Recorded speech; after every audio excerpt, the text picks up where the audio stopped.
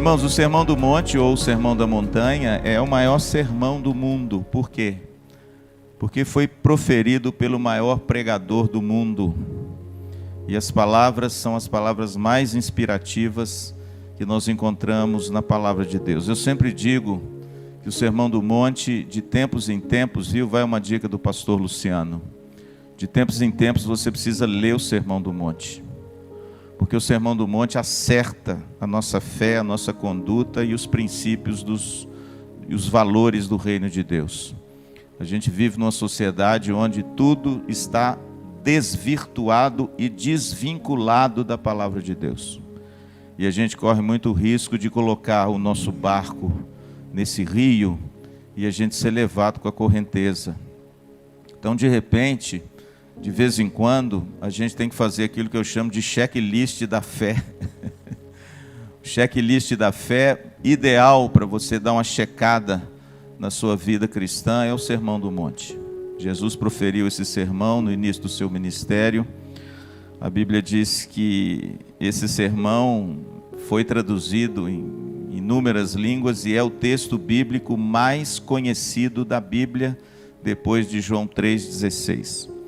O Sermão do Monte é uma joia, uma pérola preciosa, é a base de todo o ensino do Evangelho de Cristo e é aquilo que Jesus conseguiu resumir em 3 capítulos, Mateus 5, 6 e 7, sobre tudo aquilo que alguém precisa saber para conhecer o Evangelho e saber a fé que a gente professa. Alguém já escreveu que se não houvesse uma palavra sequer da Bíblia, além do Sermão do Monte, nós teremos tudo o que precisaríamos para ter fé e exercer a fé de forma digna no Senhor Jesus. Se toda a Bíblia desaparecesse e se ficasse apenas o Sermão do Monte, ele seria o bastante para a gente compreender o que Deus requer de nós e a obra que Ele executou em nós para que você e eu possamos viver para a glória dEle. Então, irmãos, é uma joia preciosa. Eu vou confessar a vocês que é o meu texto preferido das Escrituras. O pastor gosta de todas as Escrituras, né? Mas o Sermão do Monte, eu gosto muito dele, já o estudei em várias facetas, e assim, cada vez que eu estudo e leio sobre o Sermão do Monte, eu sou muito edificado, porque é um tesouro inigualável. É algo, irmãos, que homem nenhum poderia produzir. O Sermão do Monte, só ele por si só revela a grandeza, a beleza, a imensidão e a profundidade do nosso Deus.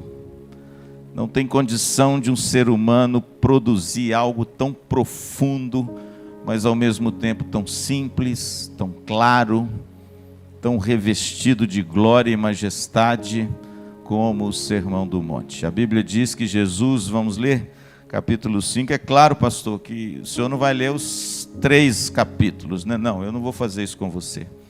Eu só vou ler o capítulo 5, verso 1 a 16, e depois eu vou apenas pontuar algumas coisas do Sermão do Monte.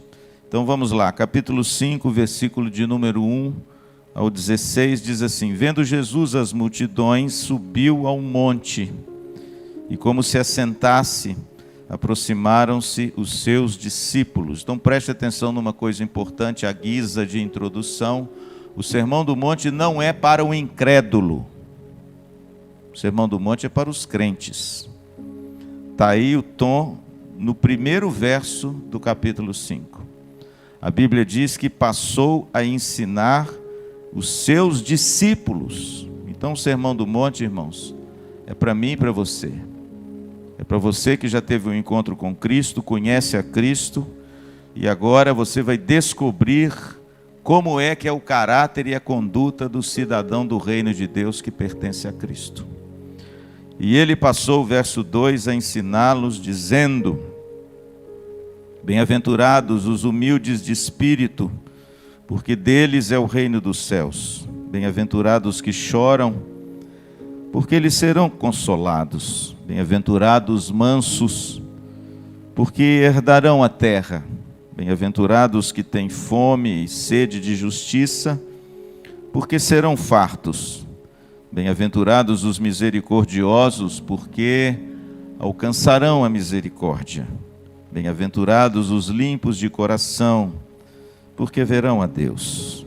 Bem-aventurados os pacificadores, ou os promotores da paz, porque serão chamados filhos de Deus.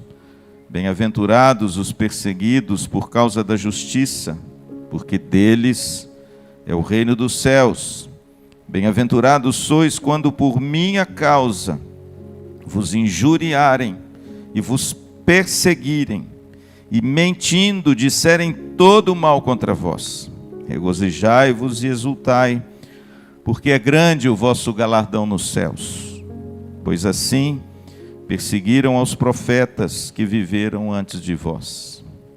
Vós sois o sal da terra.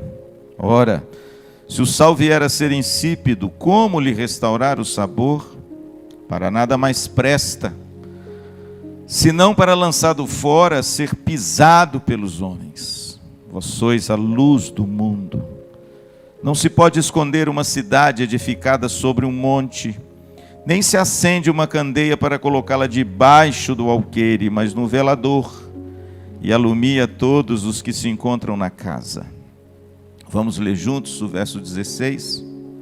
Assim, brilhe também a vossa luz diante dos homens, para que vejam as vossas boas obras e glorifiquem a vosso Pai que está no céu. Senhor, muito obrigado pela tua palavra, pela vida da tua igreja e pelo Senhor Jesus Cristo, que veio a essa terra e nos herdou um ensinamento tão lindo, tão profundo, tão pertinente, para que possamos viver nessa terra de forma altaneira e de forma que tenhamos um relacionamento contigo. Fala comigo e fala com os meus irmãos nessa noite.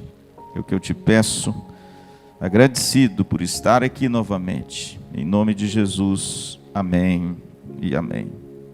Como eu disse para vocês, irmãos, o Sermão do Monte ele contém 3 capítulos. E cada capítulo há um tema pertinente em cada um deles. O Dr. Martin Lloyd-Jones, no seu comentário do Sermão do Monte, ele diz o seguinte, que o capítulo 5 do Sermão do Monte, ele fala sobre a visibilidade do discípulo de Cristo. Assim brilhe, verso 16, a vossa luz diante dos homens. O capítulo 5 nos mostra e nos ensina que o cristão, ele vive diante dos homens. Ele vive inserido na sociedade. Ele vive inserido nisso que a gente chama de cosmos, mundo. O cristão não é aquele que se enclausura numa caverna, como os monges nos primórdios do cristianismo, e tiveram uma vida ascética, separada, alheia às coisas desse mundo. Não. O cristão, irmãos, ele é alvo da graça de Deus para viver no mundo, para cantar, para brincar, para trabalhar, para ter lazer, para criar sua família, para ter relacionamento, para construir as coisas boas. E o cristão, irmãos, que se isola é contrário ao ensino das Escrituras. Portanto, o capítulo 5 é muito bonito porque Jesus exalta essa visibilidade que o cristão precisa ter, porque afinal de contas, o campo, como disse Jesus, é o mundo. É lá, irmãos, que nós vamos labutar a nossa fé. É lá que nós vamos testemunhar da nossa fé. É lá que nós vamos mostrar o bem que Jesus fez em nós e a mudança que Ele operou em nós, para que agora as pessoas vejam as nossas boas obras, verso 16, e glorifiquem o Pai que está no céu. O interessante é que depois do versículo 16, Jesus, ele anexa ao seu sermão uma série de ditos do Velho Testamento, e todos eles, você pode olhar, tem a ver com a nossa conduta prática do dia a dia. Jesus fala, por exemplo, do homicídio, do adultério, da vingança, do amor, Tudo isso, irmãos, tem a ver com o nosso relacionamento cotidiano no mundo, com as pessoas e no nosso dia a dia. E o interessante é que o capítulo 5 fala então exatamente sobre isso, sobre a visibilidade do discípulo de Cristo. O discípulo de Cristo não pode ser, como diz o Dr. Hernandes, um agente secreto.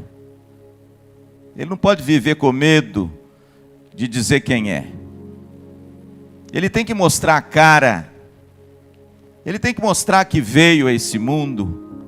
Ele não pode ficar enclausurado dentro de si mesmo, com medo de tudo e de todos. Pelo contrário, a figura que Jesus usa no capítulo 5 para mostrar essa visibilidade, essa coisa que muda, que transforma, que transcende o natural, é a figura da luz e do sal. Ele diz: vós sois o sal da terra. E o interessante, irmãos, que naquele tempo o sal servia para um propósito maior. Qual é, pastor? Além de salgar, qual é o propósito? De preservar. Você sabe, é claro, a luz elétrica foi descoberta há poucos anos. Há 100 anos atrás, é muito pouco tempo. Mas em contrapartida, irmãos, naquele tempo eles salgavam os alimentos para que os alimentos pudessem ser preservados. Eles não tinham geladeira, eles salgavam os peixes, salgavam a carne, salgavam tudo, porque assim ela durava muito tempo. Por exemplo, você quer ver um exemplo claro disso? A Bíblia diz em João 6, que as multidões acompanhavam Jesus fascinados por aquilo que ele dizia.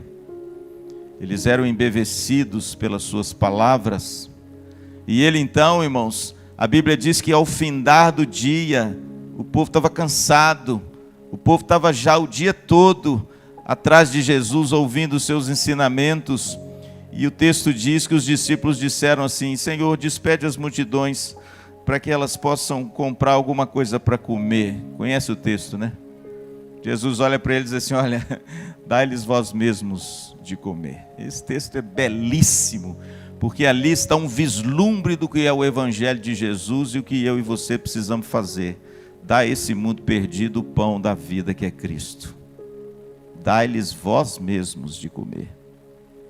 E o interessante é que os discípulos então interpelaram o mestre e disseram assim: Senhor, mas como é que a gente vai dar de comer a eles? Nós não temos nada, nem se tivéssemos 200 denários, seria impossível dar para essa multidão, porque o texto diz que só de homens tinha 5.000, fora mulheres e crianças. Aí de repente, irmãos, André chega com um rapazinho que tinha 5 pães e 2 peixes no seu embornal. Aí eu pergunto: pastor, como é que o sujeito passa o dia inteiro carregando um peixe dentro da sua matulinha? É claro, irmãos, é porque naquele tempo o peixe, a carne era preservada pelo sal. E esse menino então entrega o seu lanchinho e Jesus, você conhece o texto, faz o milagre e o texto diz que ainda sobraram 12 cestos cheios de pães. Eu estou querendo contar essa história para ilustrar a você que a figura do sal, primordialmente, ela alude à preservação.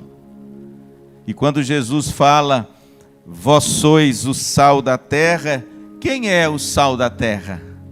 É só você dar uma olhada nas bem-aventuranças.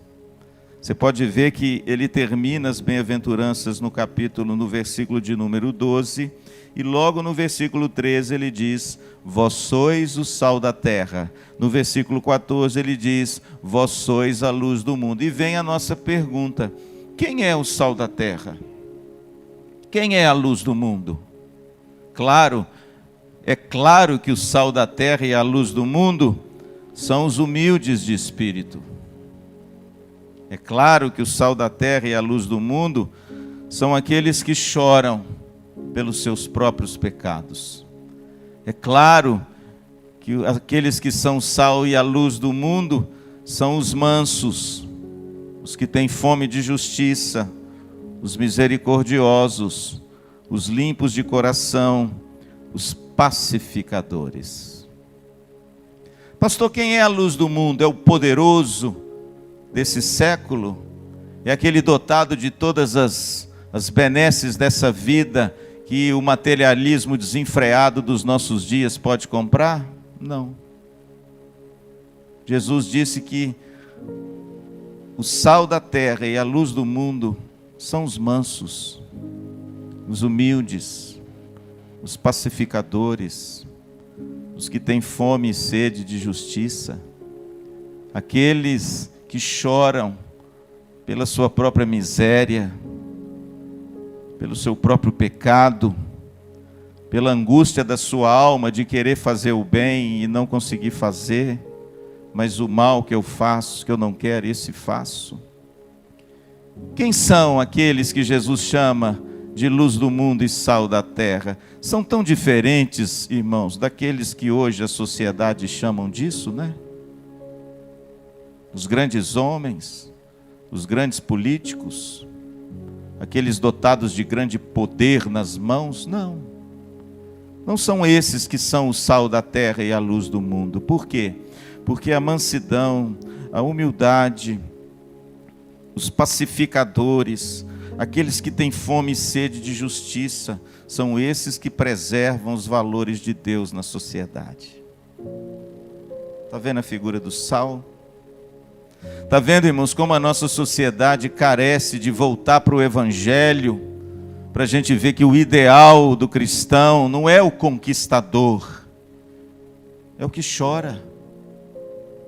Não é aquele que detém tudo que esse mundo pode dar, mas o humilde. Não é aquele sujeito arrogante, enérgico. Não, é o manso. É aquele que tem fome e sede de justiça. É isso que Jesus quer dizer quando Ele diz: vós sois o sal da terra, vós sois a luz do mundo. Sabe por quê, irmãos? Porque são os cristãos que têm o dever de preservar os valores de Deus na nossa sociedade. Eu estou falando com você. Eu estou falando comigo. Sou eu. É você que tem que preservar esses valores na sociedade, para você salgar e iluminar o lugar onde você está. Deixa eu contar um caso para vocês que eu já contei aqui na IPVO há algum tempo atrás. Me lembrei dele agora. Vocês sabem que eu pastoreei uma igreja em Belo Horizonte muitos anos, 19 anos. E eu conhecia muito o pessoal da Jocum lá de Belo Horizonte, como graças a Deus eu conheço aqui em Maringá. E teve uma vez uma reunião dos líderes da Jocum com o líder da Jocum Internacional, o fundador da Jocum, num teatro, num anfiteatro grande lá em Belo Horizonte, Neiva. E eles convidaram muitos pastores de várias denominações. Estava lá o líder da Jocum Internacional, um homem simples, um homem humilde. Estavam lá vários pastores, e a gente estava lá e de repente, para espanto nosso, anunciou que chegaria o governador da época. E olha que eu não sou tão antigo assim, mas você vai estranhar. O governador da época, viu, João, que era na minha época que eu estava lá, era o Newton Cardoso. Quem se lembra dele? De repente o sujeito lá na frente, Antônio, anunciou: está conosco o governador Newton Cardoso. Aí entrou o Newton Cardoso. Eu não sei se você conheceu o Newton Cardoso. Ele é uma figura assim, avantajada. Ele é muito alto. Ele tem quase 1,90 m. E ele era um homem assim, né, com um porte bastante elevado. E onde que ele entrava e chegava, o povo tinha um impacto assim, porque ele né, a figura dele era uma figura imponente. Aí de repente, irmãos, entra o Newton Cardoso com um séquito de políticos do lado dele, e quando ele entra no auditório, todos se levantaram e começaram a aplaudir. E eu, na minha simplicidade, irmãos, quando eu vi aquele negócio, eu me levantei e saí, fui embora. Aquilo não condiz com o Evangelho, irmãos. Numa reunião de pastores com o líder das missões da Jocum, se levantaram para aplaudir um governador corrupto. Eu não faço isso. E eu me levantei e fui embora. Desde aquele tempo, viu, Priscila, eu comecei a notar que os valores do Evangelho estão deturpados. Desde aquele tempo, irmãos, eu já comecei a pensar que a sociedade moderna caminha numa direção oposta ao Evangelho. E para minha tristeza, muitas igrejas também. E para minha tristeza maior, muitos pastores também. Querem o poder, querem a fama, querem a fortuna, querem ter 1 milhão de amigos, igual Roberto Carlos, mas talvez não são amigos de Deus. O capítulo 5 do Sermão do Monte me encanta, irmãos, sabe por quê? Porque aquele que é o sal da terra e a luz do mundo é aquele que a sociedade mais desvaloriza. Você pode ver que hoje uma pessoa humilde não é muito bem vista nos altos escalões, né? Você vê que hoje uma pessoa que procura o consenso e a pacificação não é muito bem vista. Você vê que uma pessoa hoje que tem fome e sede de justiça, ela se torna chata, não é? Hoje uma pessoa que busca valores que fazem parte do caráter de Deus, ela é tida como uma pessoa que oportuna as outras, né? Mas, irmãos, é por isso que eu sempre digo que a gente de tempos em tempos tem que voltar ao Sermão do Monte. Sabe por quê? Porque é aqui que a gente faz o checklist da nossa vida. É aqui que a gente faz o checklist daquilo que a gente tem buscado, se alegrado, nutrido a nossa alma e muitas vezes, com toda a força do nosso coração, se empenhado. Deixa eu te perguntar uma coisa, você tem se empenhado em ser um homem humilde? Você tem se empenhado em ser um homem que chora? Você tem se empenhado a ser um homem pacificador, que promove a paz? Você tem se empenhado em ser um homem manso? Se você tem se empenhado a ter em você essas virtudes do reino, você é sal da terra. Amém? Você é luz do mundo. É para você que Jesus está dizendo. Esse é o capítulo 5, irmãos, do Sermão do Monte. E Jesus é muito dramático, sabe por quê? Porque Jesus não tem respeitos humanos. E quando eu digo respeitos humanos, não me interpretem mal. Não significa que Jesus não respeite as pessoas. Não existiu nenhum homem na face da terra que respeitou tanto as pessoas. Eu digo respeitos humanos no sentido de a verdade de Deus está acima daquilo que você pensa. E Ele é muito claro em dizer isso. Jesus não fala nada para passar a mão em você. Ele não fala nada para não me lindrar, para me lindrar você. Ele fala a verdade de Deus em amor, mas ele fala a verdade. É nesse sentido que eu quero dizer que Jesus não tinha respeitos humanos que às vezes eu tenho e você também. Porque para ficar bonito na fita, né, Priscila? A gente tem que pisar em ovos de vez em quando, não tem? Mas Jesus não. Tanto é verdade, querido, que olha o que ele diz a respeito de ser sal da terra. Volta comigo os olhos, no verso 13. Ele diz assim: vós sois o sal da terra. Ora, se o sal vier a ser insípido, como lhe restaurar o sabor? Para nada mais presta, senão para, lançado fora, ser pisado pelos homens. É isso que eu estou querendo dizer. Jesus, irmãos, não tem meio termo. Ele não facilita as coisas para encaixar você e a sua licenciosidade e a minha. Ele é sim, sim e não, não. Ele mesmo disse que quem comigo não ajunta, faz o quê? Espalha. E veja que ele está dizendo o seguinte: vós sois o sal da terra. Quem é o sal da terra? Vocês já sabem. É só olhar as bem-aventuranças.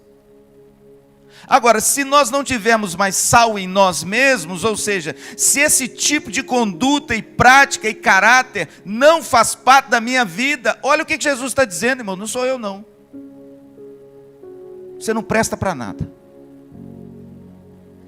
Eu não presto para nada. É claro, vamos dar um desconto. Não é questão de não prestar para nada e para outras coisas. Você não presta para ser o sal da terra e a luz do mundo. E ele diz aqui, ó, Para nada mais presta senão para lançado fora, ser pisado pelos homens. É terrível, né, irmãos? Jesus vaticina aqui um juízo, e que esse juízo nem provém de Deus, ele provém dos homens. Ser pisado pelos homens significa ser humilhado pelos homens. Aí eu acho bonito, sabe por quê, irmãos? Porque o ensino de Jesus, ele tem uma conotação tão diferente, porque ele diz que quando você se humilha, você será exaltado por Deus. Mas quando você se exalta, você será humilhado. É isso que ele está dizendo aqui. Por isso, querido, o capítulo 5 fala dessa visibilidade. Pastor, para concluir o capítulo 5, o que Jesus espera de mim e de você, como um discípulo que tem essa visibilidade diante dos homens? Ele espera que você seja um homem e uma mulher humilde, mansa, pacifista, pacificadora. Ele quer que você seja uma pessoa misericordiosa, bondosa, mansa, que você tenha em você mesmo o caráter de Cristo, porque ele era manso e humilde de coração. E assim, você nutrindo esse tipo de virtude em você, você está sendo sal da terra e luz do mundo. Que coisa linda, irmãos. A gente pensa que para preservar as coisas nesse mundo é preciso ser igual ao mundo. Não, é preciso ser o contrário. Por isso é que a igreja hoje anda tantas duras penas por aí. Eu sempre digo o seguinte, viu, irmãos? Escrevi essa frase até no meu Instagram. A fé cristã é uma luta constante, sabia? O cristianismo é uma luta constante. No princípio, ela lutava contra a perseguição da fé. Hoje, ela luta contra a secularização da fé, não é verdade? A nossa luta hoje é diferente. A gente não luta mais contra as perseguições que os cristãos tiveram nos primórdios, não. Mas hoje, irmãos, nós temos um inimigo muito mais cruel. Qual é, pastor? O mundo. Os valores do mundo. E esses valores, irmãos, de forma sorrateira e às vezes de forma muito assintosa, eles estão penetrando na igreja e moldando princípios, valores e caráteres de pessoas dentro da igreja. Mas não é isso que Cristo requer de nós. Eu quero ser sal da terra, amém? Você também. Jesus quer que você seja luz do mundo. Então vamos fazer um checklist nas bem-aventuranças? Vamos dar uma lidinha nessas bem-aventuranças e vamos ver se realmente nós temos sido sal e luz. Aí vem o capítulo 6, olha que bacana. Volta seus olhos comigo para a Bíblia, não vou me delongar. No capítulo 6, no versículo 1 ao versículo de número 8, Jesus fala de 3 práticas piedosas. E essas práticas piedosas, de forma contrastante do capítulo 5, que mostra visibilidade, ele fala que essas práticas piedosas agora são feitas em secreto. Olha que coisa, você já notou isso? Vamos ler só um pedacinho aqui do capítulo 6, verso 1. Guardai-vos de exercer a vossa justiça diante dos homens. Olha que coisa interessante, lá no capítulo 5 ele fala que tem que ser diante dos homens. Agora ele diz para você guardar de exercer diante dos homens. Jesus, me fala aí, o que o senhor quer afinal? Porque parece que o negócio fica meio... Não é? Ah, irmão, mas você vai ver um negócio aqui maravilhoso. Olha só. Guardai-vos de exercer a vossa justiça. Preste atenção nisso. Esse é o primeiro detalhe do texto. Ele não está falando aqui, guardai-vos de exercer a justiça de Deus. É a vossa justiça. É aquele senso que a gente tem divorciado de Deus, de ser um martelo para julgar as pessoas. Guardai-vos de exercer a vossa justiça diante dos homens, com a fim de serem vistos por eles, doutra sorte não tereis galardão junto ao Pai Celeste. Então Jesus agora introduz as práticas devocionais em secreto. Não vou ler. Primeiro, ele fala da caridade, de você ter um coração generoso. Ele diz no verso 2, quando você der esmola, Você não toca trombeta, você não fala para todo mundo, você não precisa postar no Facebook, na internet, no Instagram que você está dando alguma coisa. Quando você der alguma coisa, quando você for generoso com alguém, olha o que diz aí, como fazem os hipócritas, capítulo 2, nas sinagogas, para serem glorificados pelos homens. Tu, porém, verso 3, ao dares esmola, ignore a tua mão esquerda o que faz a tua direita, para que a tua esmola fique em secreto, e teu pai que vem em secreto te recompensará. Você pode ver que essas duas frases são recorrentes nos 3 textos, com a esmola, que é o primeiro texto, com a oração, que é o segundo texto, e com o jejum, no verso 16, que é o terceiro texto. Parece que Jesus está dizendo o seguinte: olha, quando você der esmola, quando você for ajudar alguém, quando você for generoso com alguém, faça em secreto. Não faça para ser aplaudido por ninguém. Não faça para se mostrar. Porque quem fazia isso eram os religiosos do tempo de Jesus, eram os fariseus. Você não precisa tocar trombeta quando você faz o bem. Ignora o que tua mão direita faz à tua esquerda. Não precisa alardear as coisas. Faz em secreto. E aí o que o texto diz? Teu pai que vê em secreto te recompensará. Vai para a oração que você vai ver que é a mesma coisa. Quando você orar, você não precisa ir para a praça, ficar em pé, falar alto, mostrar para os outros que você é um cara muito espiritual. Não. Quando você for orar, faz o seguinte: entra no teu quarto.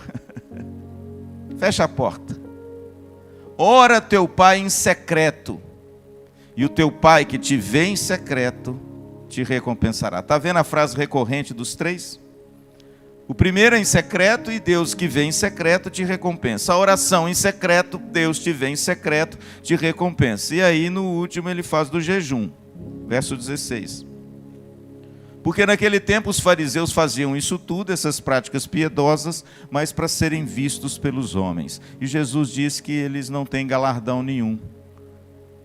E Jesus ensina então as práticas devocionais em secreto. Sobre o jejum está aí no verso 16 a 18. Ele diz: olha, quando você jejuar, você não precisa desfigurar o rosto, ficar com aquela cara de piedade, andar meio encurvado, emagrecer 15 quilos e mostrar para os outros que você está magrinho, porque você jejua, você é um cristão espiritual. Não, se você fizer um jejum, lava o teu rosto, passa um batom, arruma o cabelo, passa um frisado, põe uma roupa nova, jejua em secreto, que o teu pai que te vê em secreto te recompensará.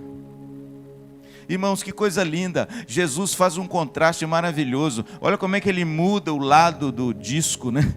No capítulo 5, ele fala sobre a visibilidade do discípulo de Cristo, que ele tem que mostrar essas virtudes do reino de Deus no mundo, para que o mundo conheça a Ele através do seu testemunho, de humildade, de mansidão, da sede de justiça, da misericórdia, do amor.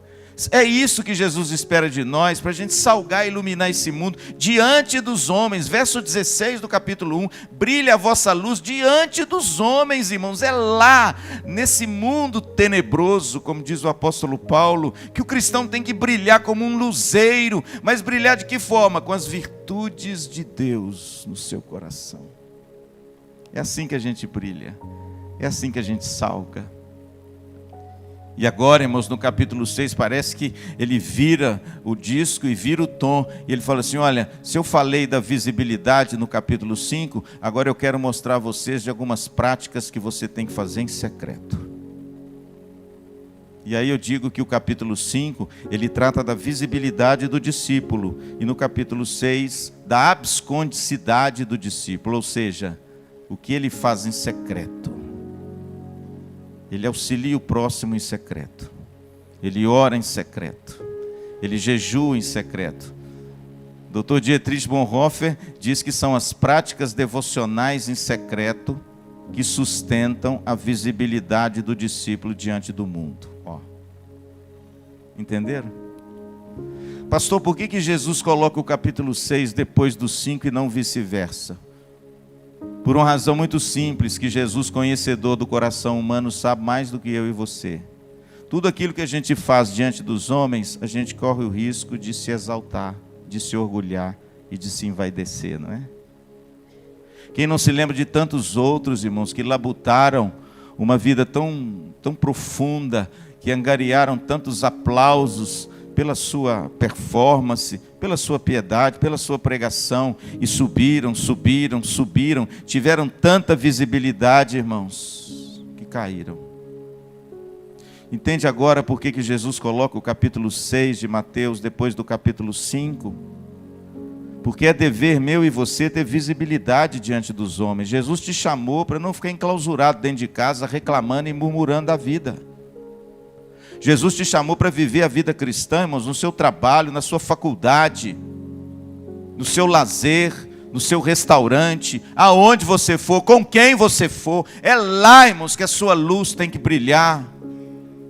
E a gente tem que salgar as pessoas com a nossa mansidão, com a nossa doçura, com a nossa simpatia, com o nosso amor, com a nossa misericórdia, com a nossa fome e sede de justiça. É lá no mundo, irmãos, mas olha, eu vou dizer uma coisa, cuidado com o mundo. Cuidado com os aplausos. Porque se a gente não tiver um coração firmado nas coisas de Deus, a gente pode pensar que isso tudo vem de nós, não é?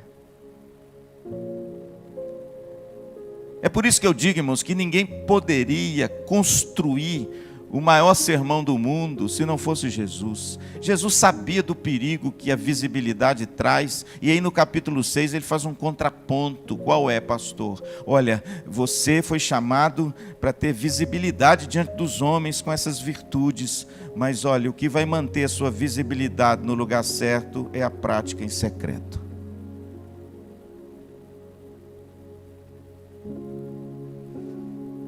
E aí, irmãos, tem um perigo muito grande, sabe por quê? Porque quando a gente se lança a muitas coisas, a gente se esquece do essencial. É ou não é? A gente se esquece de orar. A gente se esquece de jejuar. A gente se esquece de fazer as coisas em secreto diante do nosso Deus. A gente não tem mais tempo. A visibilidade está tão grande e o público está tão exigente que a gente não tem mais tempo para aquilo que dá fundamento e alicerce para a sua visibilidade. E aí sabe o que acontece? Você cai. Vocês estão entendendo? Posso ouvir um amém? Estão entendendo o que eu estou dizendo? Vocês estão compreendendo como Jesus construiu isso de uma forma tão linda para blindar você da queda?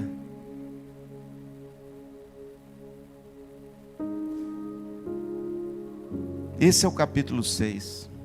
É muito bonito, irmãos, porque Jesus constrói tudo para a gente ter uma vida cristã autêntica. Tem que ter visibilidade mesmo. Tem que manifestar essas virtudes para o mundo. Mas olha, você tem que ter vida com Deus. Porque é ela que vai alicerçar, fundamentar e vai nutrir a sua vida e a visibilidade diante dos homens. Se você não tiver práticas devocionais em secreto, a sua visibilidade pode destruir você. Quantas pessoas você conhece que foram alvos de grande visibilidade diante dos homens e hoje estão aí amargando uma vida longe de Deus?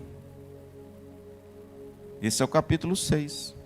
O capítulo 6 fala sobre isso. E o interessante é que o Jesus é tão arguto, que é do capítulo 6 que ele fala que onde estiver o seu tesouro, aí estará o seu coração. Está vendo? Jesus está dizendo o seguinte, gente, o seu tesouro tem que estar em Deus. O seu coração tem que estar em Deus, porque lá vai estar o teu tesouro. E se você tratar desse tesouro, a sua visibilidade vai ser uma bênção para as pessoas. Seu tesouro não pode ser a visibilidade, entende? Seu tesouro tem que ser Cristo, sua palavra, as coisas de Deus. Aí que tem que estar o seu tesouro. Porque senão, irmãos, nós vamos cair. E a gente tem notícia aí de gente que está caindo aí. Que talvez tirou o capítulo 6 da Bíblia, só pensou no 5, em só ter visibilidade, mas não pensou naquilo que faz em secreto. E o teu Pai que te vê em secreto te recompensará. Quem é você quando ninguém te vê? Isso é título de um livro, sabia? Sabia, Sofia? Quem é você quando ninguém te vê? Pense nisso. Cuide disso. Porque disso depende a sua vida. Amém? Vamos terminar? Pastor, e o capítulo 7? O capítulo 7 é a conclusão. Está vendo que é o maior sermão do mundo? É um sermão de 2 pontos. É claro que ele não tem só isso, né? Eu estou resumindo de forma muito tacanha. É uma riqueza inesgotável o Sermão do Monte. Mas o capítulo 7, na realidade, Jesus esboça o final do Sermão do Monte, é a conclusão do Sermão do Monte. E para isso, Jesus é um escritor, né, e um pregador muito arguto. Aliás, ele não era um escritor, ele era um pregador. Quem escreveu os evangelhos foram os evangelistas, mas escreveram aquilo que Jesus falou. E o interessante é que quando Jesus termina o capítulo 7, o Sermão do Monte, ele usa 3 figuras. Você notou isso? Ele faz a semelhança de muitos filósofos da sua época. Ele introduz na conclusão 3 metáforas, 3 figuras. Primeiro, ele fala de 2 caminhos. Segue aí comigo, olha para a sua Bíblia. Versículo 13. Entrai pela porta estreita, capítulo 7. Porque larga é a porta, espaçoso o caminho que conduz para a perdição, e são muitos que entram por ela. Porque estreita é a porta e apertado o caminho que conduz para a vida, e são poucos os que acertam com ela. Irmãos, veja que Jesus agora, na conclusão do Sermão do Monte, ele utiliza 3 figuras. Primeiro, ele fala das 2 portas, ou dos 2 caminhos. Uma estreita e outra larga. Ele diz que a larga, muitos acertam com ela. Mas ele diz que a estreita, poucos vão acertar com ela. Pastor, o que Jesus quer dizer com essa figura dos 2 caminhos? A figura das 2 portas e a figura dos 2 caminhos. Jesus agora trata do custo do discipulado e da fé.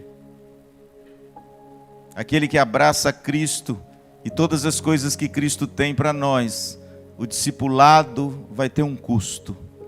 E esse custo vai ser abandonar algumas coisas para você poder entrar na porta estreita.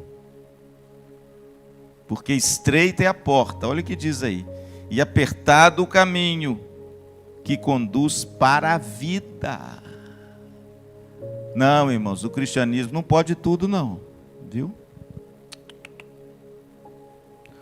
O cristianismo é uma fé estreita. O cristianismo é uma fé apertada.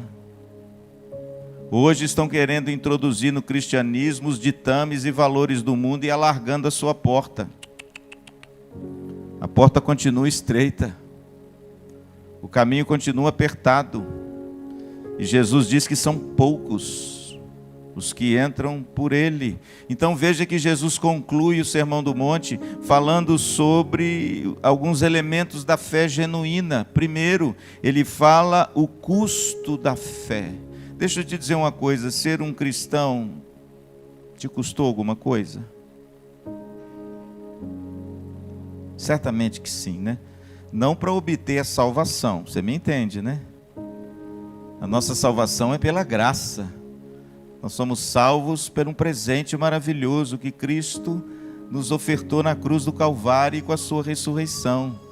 Nós não fazemos nada para merecer a nossa salvação, mas como disse Blaise Pascal, nos seus pensamentos, ele escreveu o seguinte: Cristo te aceita do jeito que você está, mas depois que Ele te aceita, você não pode mais permanecer como está. A fé tem um custo. Aquele que pecava, não peques mais. Aquele que mentia, não mintas mais. Aquele que roubava, não roubes mais. Tem um custo, irmãos. Tem que abrir mão de determinadas coisas. E uma coisa tão bonita, irmãos, que eu acho não, que a fé cristã nos galardoa, é que tudo aquilo que a gente retira da nossa vida, para que a gente possa se adequar a essa porta estreita, a gente não retira com muito peso e esforço, é o Espírito Santo que retira para nós. Você não notou isso? É muito lindo, irmãos, porque não é aquele esforço que você tem que fazer para suar, aquela coisa assim, débil, né, austera, nervosa. Não, irmãos. Você lê a Bíblia, você ora, você começa a caminhar com Cristo e as coisas da sua velha vida e do seu velho homem vão sendo retiradas de você aos poucos pela ação do Espírito Santo. É bonito, não é? A gente vai emagrecendo. Não no sentido de calorias e gorduras, mas no sentido de nós ficarmos mais estreitos. Para quê? Para entrar pela porta. É o Espírito que vai retirando de nós, mas nós tomamos também essa incumbência, porque a obra da santificação é uma obra que não é só do Espírito Santo, é o Espírito Santo e eu e você que cooperamos com ela.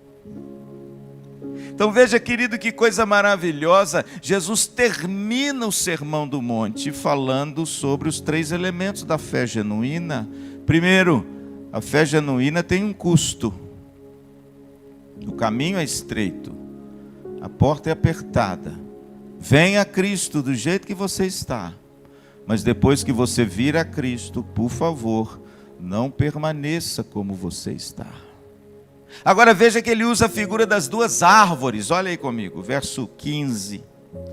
Acautelai-vos dos falsos profetas que vos apresentam disfarçados em ovelhas, mas por dentro são lobos. Ele vai dar um exemplo aqui de uma árvore má. Quem que é árvore má? São os falsos, ó. Pelos seus frutos o conhecereis. Colhem-se porventura uvas de espinhos ou figos de abrolhos? A resposta é claro, não. É uma pergunta retórica, não. Assim, verso 17, toda árvore boa produz bons frutos, porém a árvore má produz frutos maus. E ele fala que toda árvore má que não produz fruto bom será lançada, cortada e lançada no fogo. Veja que Jesus agora utiliza as 2 figuras. Quais são, pastor? Da árvore. A árvore boa e a árvore má. Pastor, o que Jesus quer ensinar nessa conclusão a respeito da fé genuína? Segundo lugar, Jesus nos ensina agora sobre os frutos da fé. Aquele que teve um encontro com Jesus é árvore boa. Ele vai produzir fruto bom. As pessoas vão comer do seu fruto e elas vão se alegrar. E Deus vai se alegrar em você, porque você produz frutos de justiça. E você pode ver que Jesus agora volta lá no capítulo 5 para mostrar quais frutos são esses: a mansidão, a humildade, a justiça, a misericórdia, a promoção da paz. E o maior de todos eles, irmãos, que é o fruto cristão por excelência, você sabe qual é, né? É o amor. Aliás, Jesus já disse isso. Nisto conhecereis que sois meus discípulos. João 13:35. Se vocês tiverem amor uns pelos outros. É a marca do cristão. É a identidade do cristão. Árvore boa produz fruto bom. Eu sempre costumo dizer com os meus irmãos, amigos, até com os meus queridos presbíteros, o seguinte: não espere de uma pessoa o que ela não pode dar. Vocês já ouviram isso de mim? Não espere. Não espere de alguém o que ela não pode te dar. Por quê? Porque se ela for uma árvore má, ela vai produzir fruto? Não tem jeito, irmãos. Não tem jeito. Ela pode até uma vez ou outra escorregar e fazer um negócio muito bacana. Mas via de regra, segundo a sua natureza pecaminosa e a sua inclinação para a vaidade, para o orgulho e para as coisas da carne, certamente o fruto que ela vai produzir tem a ver com a sua própria natureza sem Cristo. É por isso que você tem que tomar cuidado no trato com as pessoas e não exigir das pessoas o que elas não podem dar. Mas vejam que Jesus não está falando para essas. Jesus está falando para os discípulos. Ele está ensinando os discípulos. Ele está dizendo o seguinte: olha, existem 2 tipos de árvores. A árvore má é aquela que será cortada e lançada no fogo. E a árvore boa, essa vai produzir muito fruto. É claro que lá em João 15, Jesus amplia isso, dizendo: eu sou a videira verdadeira, vós os ramos, aquele que produz fruto eu corto e limpo para que produza mais ainda. Então, irmãos, veja que o segundo elemento da fé é o fruto da fé. Toda fé genuína produz fruto. E o fruto mais excelente é o amor. Amém? E aí, pastor? E aí ele termina com os 2 alicerces. Olha que bonito. Vamos ler? Versículo 24. E eu também termino. Ao versículo 27. Todo aquele que ouve estas minhas palavras e as pratica, preste atenção que aí está a interpretação correta disso aí. Será comparado a um homem prudente que edificou a sua casa sobre a rocha. E caiu a chuva, e transbordaram os rios, e sopraram os ventos, e deram com ímpeto contra aquela casa que não caiu, porque ela fora edificada sobre a rocha.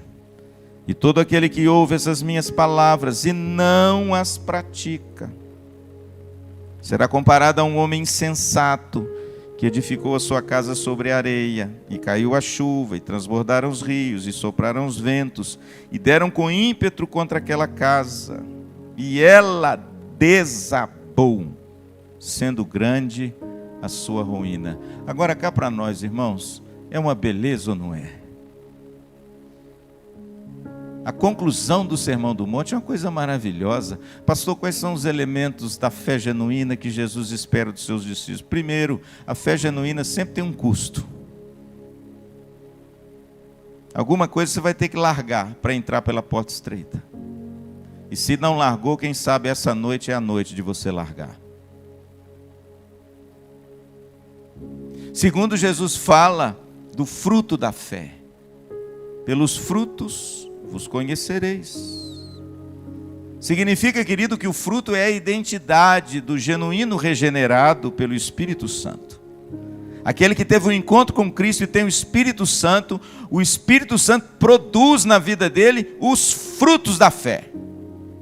E aí sim, você será reconhecido como uma árvore boa. E o segundo é o alicerce da fé, é o fundamento da fé.